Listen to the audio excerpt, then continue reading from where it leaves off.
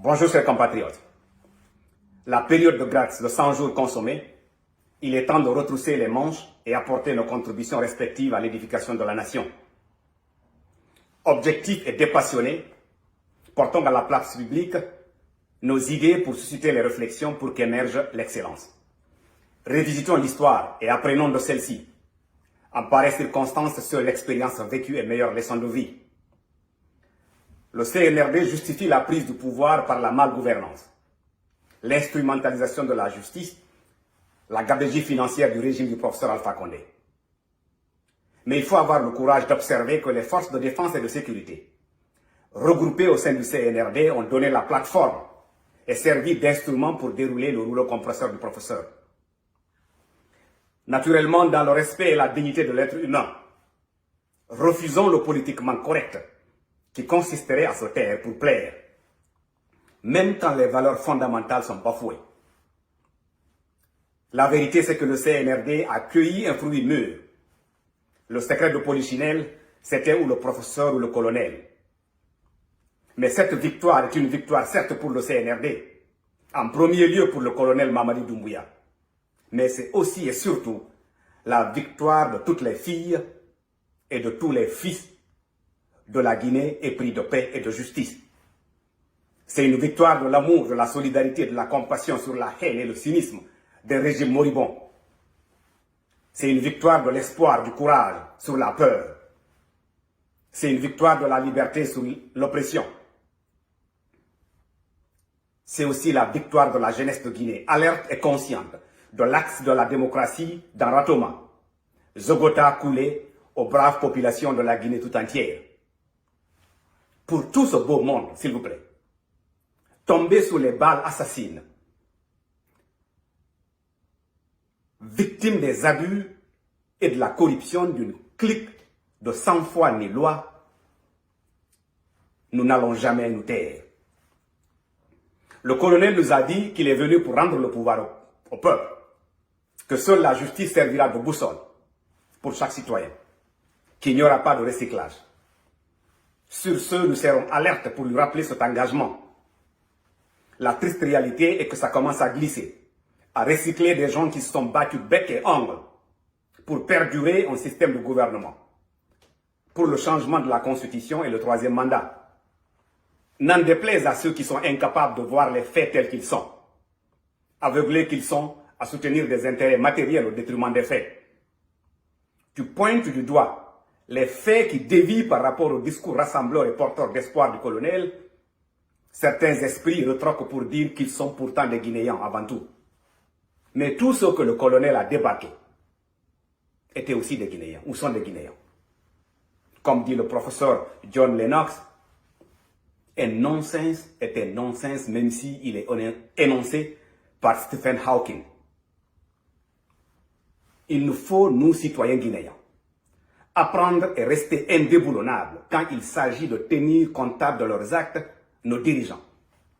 C'est de cette façon seulement que nous allons trouver un langage commun, compréhensible par tout et chacun. C'est le langage naturellement de la justice. Je pense que ceux qui ont conseillé le colonel, la structure et la composition actuelle du CNT veulent délibérément créer un problème pour s'éterniser aux affaires. Mon colonel GFK dit que la victoire a son père, mais la défaite est orpheline. N'en doutez pas. Le professeur Alpha Condé en est l'exemple vivant. Vous êtes le président de la transition des régimes d'exception. C'est à votre plaisir, humeur et volonté que travaillent vos collaborateurs. C'est de tous nos voeux que nous vous souhaitons plein succès. Mais quand ça échoue, mon colonel, vous serez le seul comptable. Malheureusement, tel est le jugement de l'histoire transmis à travers les âges. À cet effet, je vous invite, mon colonel, de faire en sorte que le CNT soit représentatif de toute la nation Guinée dans ses dimensions géographiques, socio-politiques, économiques et culturelles. Acceptez d'ouvrir le dialogue, de créer l'espace nécessaire pour écouter le Guinéen. Certes, comparaison n'est pas raison, mais inspirez-vous de George Washington, de Rawlings, de Paul Kagame. Ces gens ont eu en commun le sens élevé de l'écoute de leurs compatriotes. Pendant plus de 11 mois, Kagame s'est mis à l'écoute de son peuple. Chaque samedi, ce sont des paysans, des autorités locales, morales et religieuses, des enseignants, des chercheurs, des hommes d'affaires, des médecins, des comédiens, des musiciens, des transporteurs, des éleveurs, des étudiants, qui venaient débattre les problèmes de la nation pendant qu'il était là, assis, en train d'écouter. Nous apprenons du modèle rwandais l'importance de la participation et de la consultation populaire, en lieu et place des projets accouchés par des soi-disant experts. Je pense qu'en ligne de cette réflexion, que chaque préfecture devrait avoir au moins 2 représentants, même si ceux-là ne savent et ne peuvent s'exprimer qu'en langue vernaculaire.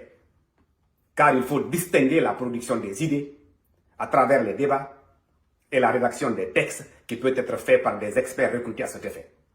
Personne mieux qu'un résident de Beila pendant au moins les 7 dernières années, ou de Sigiri, de Forekaria ou de Dingray Chomois, ne peut mieux porter la voix et défendre les intérêts respectifs de ces localités. Les ressortissants des différentes préfectures qui n'y résident plus, qui sont installés depuis des années à Conakry, dans l'administration publique, la société civile, privée, militaire ou paramilitaire, sont dans une autre dynamique, parfois sans attache avec leur préfecture d'origine. Noyés qu'ils sont dans une sphère administrative la plus corrompue possible. Suivez la sortie du ministre porte-parole du gouvernement Ousmane Gawal. Vous vous rendrez compte du manque de probité de certains de ces cadres. Je dis, mon colonel, cette fois-ci, donnons l'opportunité d'écouter le Guinéen, surtout le Guinéen de l'intérieur et de l'extérieur. Comme dit l'adage, qui veut voyager loin menace sa monture. Pour mémoire, encore une fois, il a fallu plus de 11 mois pour le Rwanda et un semestre pour les États-Unis de discussions entre les différents représentants venus de tous les coins du pays et de l'extérieur. Ces gens-là n'étaient pas là pour représenter des partis politiques, encore moins une société civile, une organisation de la société civile. Ils étaient là des citoyens, simples, connaissant intimement les souffrances et les besoins de leurs compatriotes, parce qu'eux-mêmes, ils vivent parmi eux. Certains de ces représentants n'avaient aucune expertise dans la production des textes. Ils n'étaient pas universitaires. Ils étaient tous animés par l'ardente volonté de vivre par les valeurs de justice, de liberté et de poursuite de bonheur. Déterminés qu'ils sont d'assurer que les voix de leur localité sont prises en compte. Le représentant de Virginia, George Machon, aurait dit « Je préférerais couper ma main droite que de signer la Constitution sans la déclaration des droits et des libertés qui lui étaient chères. » Mon colonel, nous voulons des citoyens d'un tel zèle au CNT. Nous voulons des représentants qui portent en eux les marques de souffrance et d'amour de nos braves populations. Je ne pense pas qu'un représentant issu d'une formation politique ou de la société civile résidant à Conakry serait légitimement fondé à parler au nom des populations de Mandiana. Ce sont les représentants de petits États, moins connus durant les débats aux États-Unis, qui ont émis l'idée d'un Sénat au sein duquel tous les États seront représentés à part égale, aboutissant au compromis connu sous le nom des Contextual Compromise ou des Great Compromise, évitant ainsi les États faibles d'être écrasés par les plus forts. Et le Sénat aujourd'hui se trouve être un instrument majeur dans le dispositif de démocratie américaine.